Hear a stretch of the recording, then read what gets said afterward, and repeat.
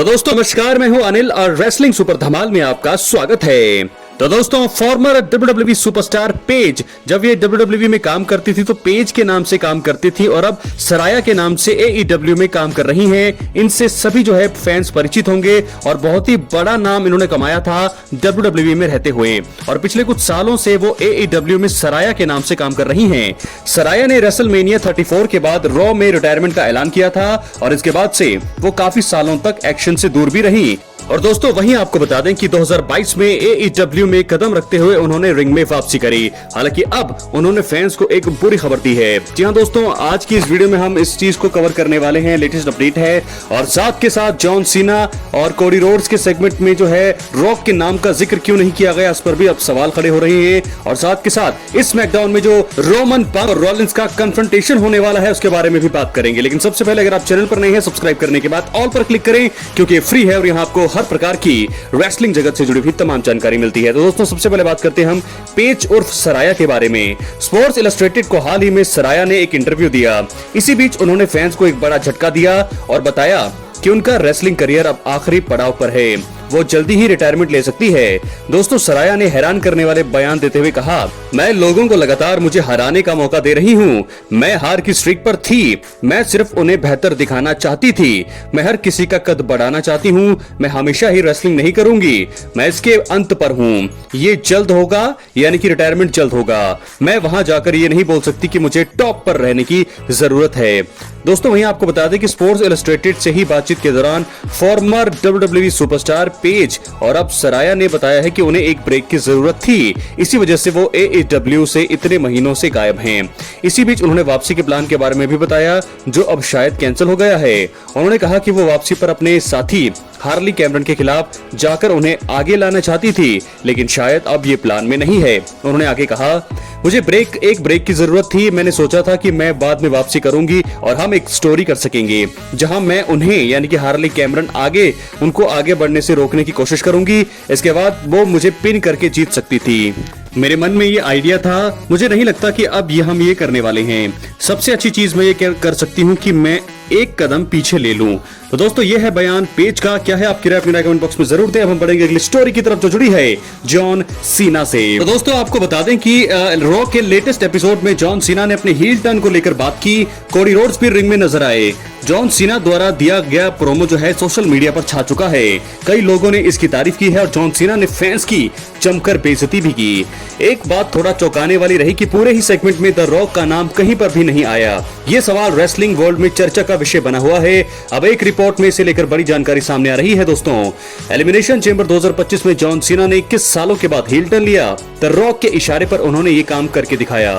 Cody Rhodes ने rock द्वारा दिए गए ऑफर को ठुकरा दिया था। इसका खतरनाक खामियाजा उन्हें भुगतना पड़ा। जॉन सीना ने पहले उन्हें प्यार से गले लगाया और फिर जबरदस्त लो ब्लो लगा दिया। और दोस्तों आपको बता दें इसके बाद भी जॉन सीना पीछे नहीं हटे और इसके बाद घड़ी और चैंपियनशिप बेल्ट से भी उनके ऊपर घातक हमला किया। रॉक ने भी बेल्ट से कोडी रोड्स की हालत खराब कर दी।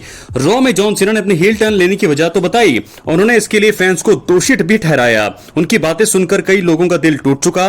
बहुत ही ज्यादा लोग जो है हर्ट हुए। एक नन्हे फैन भी उन्होंने जो है बेइज्जती करी। दोस्तों रेसलिंग ऑब्जर्वर रेडियो के हालिया एपिसोड में डेव मेल्टजर ने बताया कि पर्दे के पीछे कुछ चल रहा था और इस वजह से ही द रॉक का जिक्र नहीं किया गया। उन्होंने कहा, आप सभी जानते हैं कि उन्होंने द रॉक का नाम बिल्कुल भी नहीं लिया। जाहिर तौर पर इसमें जो दिख रहा है उससे कहीं ज्यादा है। मुझे यकीन है कि उन्हें हटाया नहीं गया है, लेकिन कुछ तो चल रहा है। दोस्तों मेल्टजर ने आगे कहा, मुझे नहीं पता कि क्या चल रहा है। मुझसे बस इतनी सी चीज जो है कही गई है। मुझे ठीक से नहीं पता कि क्या है। आप जानते हैं कि WWE में पर्दे के पीछे कुछ ना कुछ तो चलता ही रहता है। तो दोस्तों ऐसे में क्या बड़ा प्लान हो सकता है, रॉक क्या पीछे रियल रीजन होंगे, ये सारी चीजें जो है अभी कंफर्म नहीं है, लेकिन फिर भी आप समझ सकते हैं कि कुछ ना कुछ बड़ा प्लान जरूर तैयार किया जा रहा है WWE की तरफ से। रॉक को कहा जा रहा है कि रेसलमेनिया 41 में वो शायद नहीं दिखेंगे। पिछली वीडियो में मैंने आपको यही चीज बताई थी, लेकिन शायद कुछ ना कुछ जो है अब प्लान चल रहा है। रॉक अभी भी जो है इस पिक्चर में से गायब नहीं है। डेव मेल्टजर ने यह बताया है कि रॉक जो है अभी भी गायब नहीं है, वो पीछे है। कुछ ना कुछ बातें बैक स्टेज चल रही होंगी। कोई ना कोई बड़ा प्लान जरूर बनाया जा रहा होगा रॉक के लिए। रॉक का इस स्टोरी में बहुत ही बड़ा हाथ होने वाला है दोस्तों, ये आप बात मान के चलिए। लेकिन फिलहाल रॉक के अगले हफ्ते के एपिसोड में भी जॉन सीना एंट्री करेंगे, कोडी रोड्स भी वहां पर मौजूद रहेंगे। इस हफ्ते दोनों ने अपनी अपनी बातें रखी।